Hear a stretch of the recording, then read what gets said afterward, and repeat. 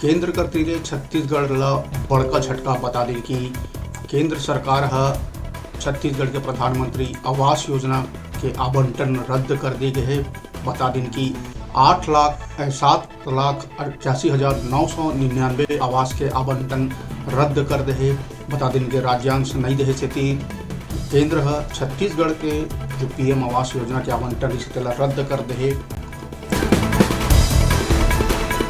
तकरीबन 7,81,999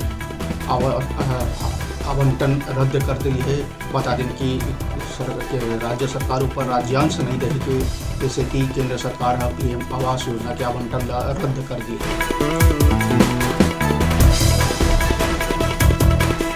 तो छत्तीसगढ़ ला बड़का झटका बता दें कि केंद्र पीएम आवास आवंटन रद्द कर दिए है। तकरीबन 7,81,999 आवास के आवंटन रद्द कर दे।